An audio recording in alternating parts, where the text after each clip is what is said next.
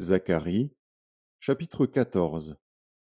Voici, le jour de l'Éternel arrive, et tes dépouilles seront partagées au milieu de toi. Je rassemblerai toutes les nations pour qu'elles attaquent Jérusalem, la ville sera prise, les maisons seront pillées, et les femmes violées.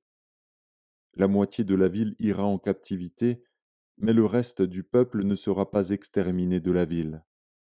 L'Éternel paraîtra, et il combattra ces nations, comme il combat au jour de la bataille. Ses pieds se poseront en ce jour sur la montagne des Oliviers, qui est vis-à-vis de Jérusalem, du côté de l'Orient. La montagne des Oliviers se fendra par le milieu, à l'Orient et à l'Occident, et il se formera une très grande vallée. Une moitié de la montagne reculera vers le septentrion, et une moitié vers le midi. Vous fuirez alors dans la vallée de mes montagnes, car la vallée des montagnes s'étendra jusqu'à Hatsel. Vous fuirez comme vous avez fui devant le tremblement de terre au temps d'Osias, roi de Juda. Et l'Éternel, mon Dieu, viendra, et tous ses saints avec lui. En ce jour-là, il n'y aura point de lumière, il y aura du froid et de la glace.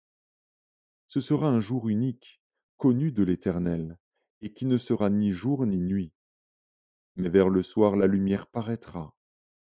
En ce jour-là, des eaux vives sortiront de Jérusalem et couleront moitié vers la mer orientale, moitié vers la mer occidentale. Il en sera ainsi été et hiver. L'Éternel sera roi de toute la terre. En ce jour-là, l'Éternel sera le seul Éternel, et son nom sera le seul nom. Tout le pays deviendra comme la plaine, de Géba à Rimmon, au midi de Jérusalem. Et Jérusalem sera élevée et restera à sa place, depuis la porte de Benjamin jusqu'au lieu de la première porte, jusqu'à la porte des angles, et depuis la tour de Hananil jusqu'au pressoir du roi. On habitera dans son sein, et il n'y aura plus d'interdit. Jérusalem sera en sécurité. Voici la plaie dont l'Éternel frappera tous les peuples qui auront combattu contre Jérusalem. Leur chair tombera en pourriture tandis qu'ils seront sur leurs pieds, leurs yeux tomberont en pourriture dans leurs orbites, et leur langue tombera en pourriture dans leur bouche.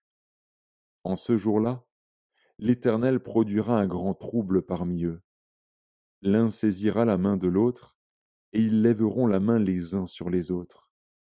Juda combattra aussi dans Jérusalem, et l'on amassera les richesses de toutes les nations d'alentour, l'or, l'argent et des vêtements en très grand nombre. La plaie frappera de même les chevaux, les mulets, les chameaux, les ânes, et toutes les bêtes qui seront dans ces camps. Cette plaie sera semblable à l'autre. Tous ceux qui resteront de toutes les nations venues contre Jérusalem monteront chaque année pour se prosterner devant le roi, l'Éternel des armées, et pour célébrer la fête des tabernacles. S'il y a des familles de la terre qui ne montent pas à Jérusalem pour se prosterner devant le roi, l'Éternel des armées, la pluie ne tombera pas sur elles.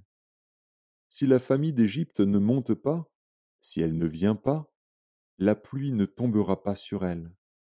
Elle sera frappée de la plaie dont l'Éternel frappera les nations qui ne monteront pas pour célébrer la fête des tabernacles. Ce sera le châtiment de l'Égypte, le châtiment de toutes les nations qui ne monteront pas pour célébrer la fête des tabernacles. En ce jour-là, il sera écrit sur les clochettes des chevaux, Sainteté à l'Éternel. Et les chaudières dans la maison de l'Éternel seront comme les coupes devant l'autel. Toute chaudière à Jérusalem et dans Juda sera consacrée à l'Éternel des armées. Tous ceux qui offriront des sacrifices viendront et s'en serviront pour cuire les viandes. Et il n'y aura plus de marchands dans la maison de l'Éternel des armées en ce jour-là.